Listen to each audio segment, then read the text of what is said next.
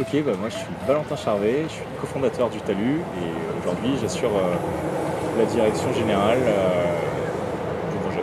Alors du coup, l'origine du projet, en fait ici, on va peut-être pas s'en rendre compte aujourd'hui, mais c'était une décharge il y a 3 ans.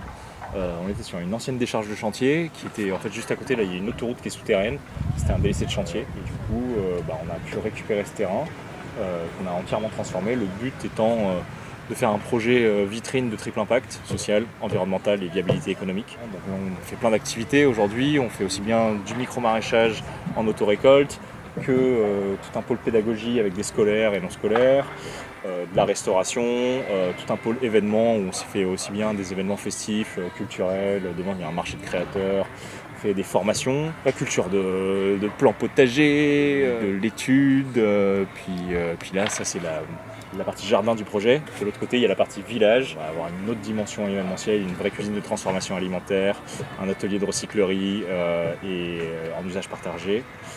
Et un espace pour des artisans, des bacs potagers en location. Tous les bacs potagers que tu vois, en fait, c'est des locations individuelles. Donc on fait aussi un peu jardin partagé. Et donc fonctionnement, aujourd'hui, on est répartis dans différents pôles. On est 6 salariés et on a toute une équipe de service civique qui change tous les 7 mois. On forme un petit peu au métier de l'avenir et qui nous file un grand coup de main pour faire que tout ça tienne debout. Moi, ce qui me passionne ici, c'est justement cette multiplicité de choses, cette complémentarité. Il y en a qui pourraient dire, si on essaie de tout faire, on n'arrive à rien faire, mais j'ai l'impression que c'est justement cette synergie qui permet d'aller plus loin. Est-ce que tu peux nous parler un peu de l'importance de tout ça? En effet, ça fait vraiment partie de l'objectif et de l'ADN du projet, l'idée de synergie entre les activités, la mixité des usages pour une mixité des publics. Donc au sein d'un même lieu, tu vas avoir des gens qui vont venir juste pour déjeuner, il y a des gens qui sont venus pour une formation, il y a des gens qui sont venus pour acheter des légumes, il y a des gens qui sont venus le soir pour venir boire une bière. Et en fait, c'est des publics qui sont venus pour différentes choses, qui n'auraient pas eu nature à se croiser, mais du coup, en fait, sont tous dans un même lieu. Tu es venu pour boire une bière, puis en fait, tu te rends compte qu'il y a une formation sur un truc qui t'intéresse 2 semaines après, puis tu es venu déjeuner, puis tu rencontres quelqu'un qui, enfin, tu vois, tu as une mixité des publics qui se génère comme ça. Des gens qui viennent pour quelque chose qui se disent ah ouais tiens mais en fait je vais venir acheter mes légumes ici, j'habite pas loin.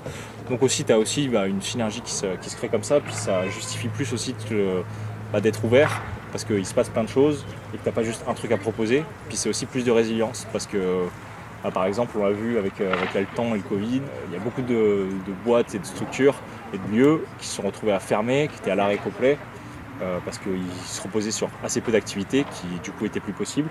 Nous, du coup, comme on avait tout un panel d'activités, on a pu continuer à être ouvert parce qu'on avait aussi une dérogation parce qu'on était producteur de nourriture, parce qu'on était jardin partagé. Donc on a pu continuer à être ouvert et continuer à se recentrer sur certaines activités en mettant d'autres un petit peu en retrait en attendant de jours meilleurs. Et quand tu te reposes sur plus de pattes, on peut t'en couper quelques-unes, tu tiens encore debout, quoi. Voilà.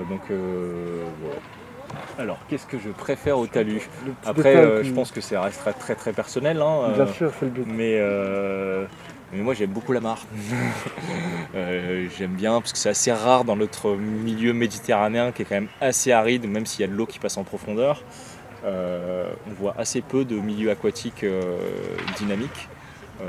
Et on se rend compte que dès que tu mets de l'eau stagnante comme ça, tu as énormément de biodiversité qui vient et qui est opportuniste.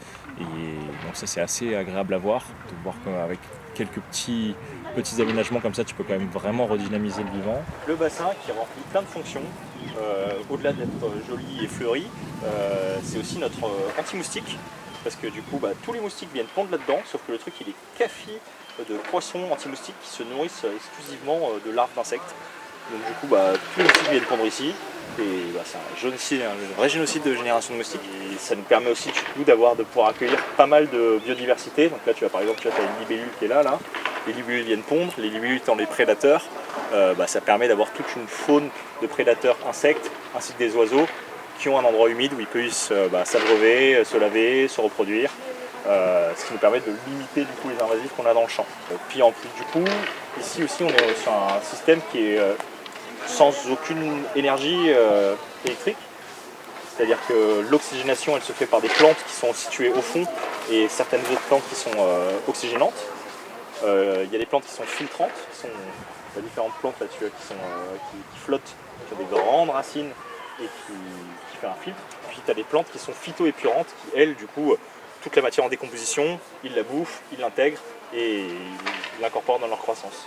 c'est un écosystème qui se développe avec des bactéries au fond. Parfois, tu as certaines algues invasives, souvent les algues filamenteuses, et qui du coup, par exemple, là tu t'en vois là qui, en fait, l'écosystème bactérien qui est au fond digère les algues filamenteuses. Et une fois qu'elles sont digérées, elles reviennent à la surface comme ça, digérées, au lieu de se proliférer.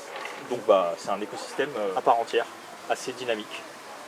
Voilà, les algues, c'est juste pour t'imager, si tu veux, le processus de l'écosystème bactérien qui digère des différents composés. La phytoépuration, elle est plutôt faite par certaines plantes qui sont fortement phytoépurantes.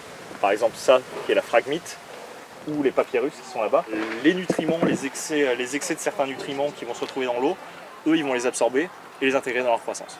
Et des petites pousses vertes là que tu vois flotter à l'or de l'eau, lui, il est oxygénant et filtrant.